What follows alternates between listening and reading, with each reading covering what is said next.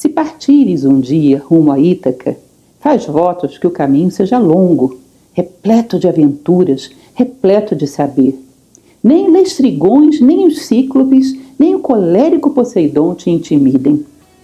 Eles, no teu caminho, jamais encontrarás, se altivo for teu pensamento, se sutil for tua emoção, teu corpo e teu espírito tocarem. Nem os Lestrigões, nem os Cíclopes, nem o bravio Poseidon hás de ver, se tu mesmo não os levares dentro da alma. Se tua alma não os puser diante de ti. Faz votos que o caminho seja longo. Numerosas serão as manhãs de verão, nas quais, com que prazer, com que alegria, tu hás de entrar pela primeira vez em um porto, para correr as lojas dos fenícios e belas mercadorias adquirir. Madrepérolas, corais, âmbares, ébanos e perfumes de toda espécie. Quanto houver de aromas deleitosos. Vai a muitas cidades do Egito, peregrinas, para aprender dos doutos. Tens todo o tempo Ítaca na mente. Estás predestinado a ali chegar.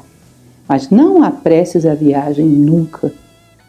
Melhor muitos anos levares de jornada e fundeares na ilha velho, enfim, rico de quanto ganhaste no caminho, sem esperar riquezas que Ítaca te desse.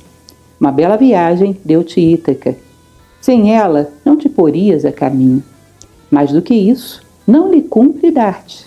Ítaca não te iludiu se achas pobre. Tu te tornaste sábio, um homem de experiência, e agora sabes o que significam Ítacas. Eu acho isso muito lindo e acho que talvez, poeticamente falando, o segredo de matar a ansiedade seria descobrir o que significam Ítacas. Ou seja, temos uma meta humana, mas essa meta se alcança com estações e portos onde ancoramos bem e recolhemos o melhor da viagem.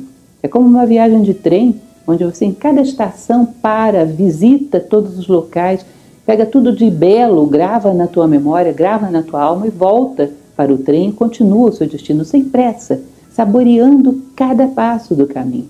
Vai chegar ao teu destino tão rico que não espera nada que esteja lá. A viagem já te deu tudo. A viagem te deu a possibilidade, Ítaca te deu a possibilidade de atravessar brilhantemente a tua experiência. Esse é o brilho de Ítaca. Ela é a brilhante, não porque tenha brilho em si, mas porque ela é como um farol que ilumina todo o teu caminho. Uma referência de direção e um farol. Isso é uma meta, não é um objeto de desejos, é uma referência de direção. E se alcança sempre quando você traz o ideal para cada passo, para cada momento.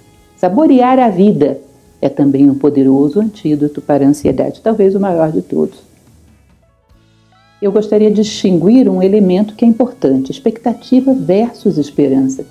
A expectativa tem muito de fantasia, porque ela nos gera uma angústia tão grande que nós não conseguimos colocar a imaginação, a criatividade para funcionar. Derivamos para um campo de possibilidades fantasioso, esperando recursos espetaculares, esperando algum lance de sorte. Ela não nos dá a lucidez necessária para um bom planejamento, para o uso da criatividade.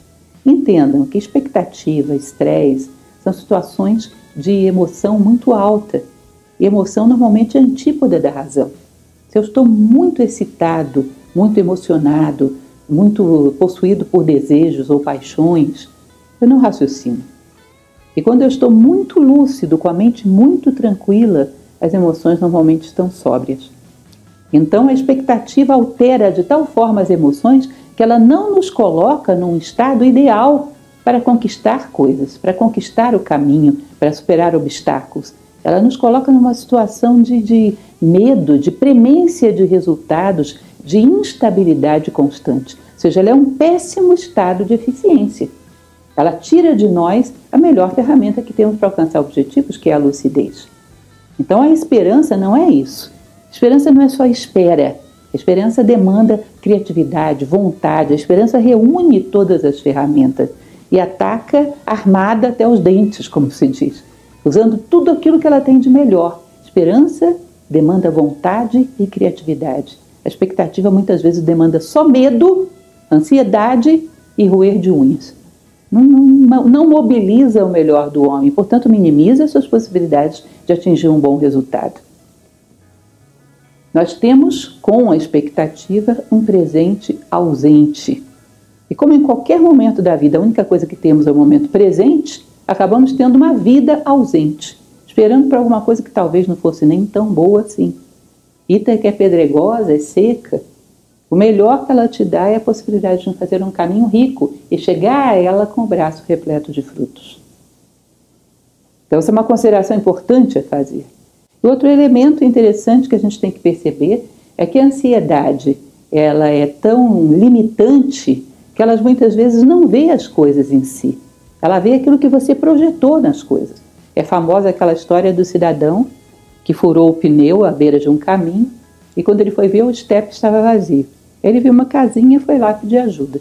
Mas no meio do caminho ele foi pensando, mas esse cidadão vai dizer, por que o senhor não revisou os seus pneus antes de achar? Eu vou dizer, eu revisei, mas não trabalharam direito. Vai dizer, por que o senhor não procurou uma pessoa que trabalhasse direito? Não, mas não é isso, eu tentei, mas não consegui. Não, eu sou irresponsável, não sou irresponsável por coisa nenhuma. Não, o senhor não é precavido. Eu sei que quando ele chega à porta da casa, que o cidadão abre a porta, ele diz, irresponsável é o senhor, o que você está pensando de mim? Ou seja, a gente projeta tanta coisa na expectativa que a gente despeja sobre a realidade, os fatos, o pior que poderia acontecer. Nós já construímos o caminho para o nosso fracasso. É aquela pessoa que diz, dá certo com todo mundo, comigo nunca. Muitas vezes chegamos para uma pessoa e dizemos, já tentei falar com fulano e não deu. Essa pessoa chega para a gente e diz, deixa comigo que eu vou lá. E a mesma coisa, o mesmo assunto ela vai lá e dá. E vai limpa, sem expectativas, disposta a ouvir o que o outro tem a dizer.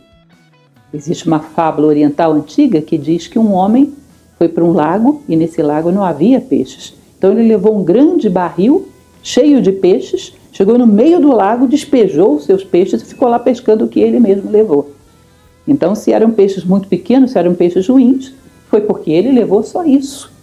Nós fazemos mais ou menos isso em relação à vida, não vemos o que há no lago da vida, já levamos as nossas expectativas e despejamos lá. E só colhemos aquilo que nós mesmos criamos mentalmente como expectativa. Não há possibilidade do novo. E construímos um caminho para o fracasso. A expectativa tende muito a ser negativa. Quando não é fantasiosa do ponto de vista positivo, muitas vezes é uma expectativa negativa, de uma porta fechada, de um não, que já praticamente predispõe as circunstâncias a te darem aquilo que você foi buscar, aquilo que você levou. Uma coisa que eu acho interessante, que um fato que aconteceu muito recentemente, anteontem, que eu achei interessante. A final da Copa do Mundo de 2018, entre França e Croácia. Nenhum brasileiro mais tinha expectativa nenhuma naquilo. Já não era mais muito problema nosso. E várias pessoas com quem eu conversei, que assistiram esse jogo, me fizeram observações que nunca tinham feito em outros jogos onde o Brasil estava envolvido. Informações interessantes, técnicas a respeito de como os dois times jogavam, sem desvalorizar nenhum dos dois. Uma observação mais técnica de como o jogo realmente aconteceu. Ou seja, as pessoas estavam muito mais lúcidas para avaliar o esporte e futebol porque não tinham expectativas. Eu achei isso tão interessante, é verdade, eu não estou esperando nada, não torço por ninguém, então eu vejo o jogo. Eu ver o jogo, posso examinar a arte, as jogadas bem construídas de ambos, avaliar a qualidade de ambos, avaliar o esporte e futebol, sem tanta paixão. E a lucidez é muito maior, vê-se detalhes, porque quando existe o Brasil jogando, o Brasil sempre jogou bem e o outro deu sorte ou, sei lá, alguma coisa saiu errada, ou seja, é uma visão muito distorcida. É uma prova de que a expectativa nos retira a lucidez. Sempre retira, isso é interessante. Ou seja, minimiza as nossas chances de sucesso. Outra coisa que existe dentro da sociedade que também nós temos uma cultura, vamos falar sobre isso daqui a pouco, que é a cultura da ansiedade. É uma fábrica de ansiedade por uma série de fatores, e esse é um deles. O estressado é tido como eficiente. Um estado de ansiedade muito aguçado é o estresse, que pode causar mais uma série de prejuízos, agregar mais uma série de prejuízos à ansiedade. Você não imagina, por exemplo, que você passe 1 mês, 2 meses esperando uma agenda para conversar com um diretor de uma empresa importante e chegando lá você encontra a mesa dele absolutamente limpa, simplesmente uma folha em branco e uma caneta e a atenção toda para você, sem atender telefone, sem falar com ninguém, aqueles 10 minutos são seus. Se você encontrar isso, talvez se choque. A expectativa que nós levamos é de que um homem muito eficiente deve estar com papéis caindo pela mesa, o telefone tocando o tempo todo, a secretária todo o tempo interrompendo. Por quê? Nós entendamos que eficiência é sinônimo de estresse, que é uma loucura. O homem estressado trabalha em péssimas condições emocionais e ainda gera esse estresse nas pessoas à sua volta. Ou seja, a equipe de um homem estressado, normalmente uma equipe ineficiente. Ele gera péssimas condições de eficiência para ele e para todo mundo que está à sua volta. Mas nós assimilamos essa ideia. Uma pessoa que está calma, tranquila, dando atenção a uma única coisa, é um folgado, está sem ter o que fazer. Uma das muitas alienações e inversões que o nosso tempo histórico gerou.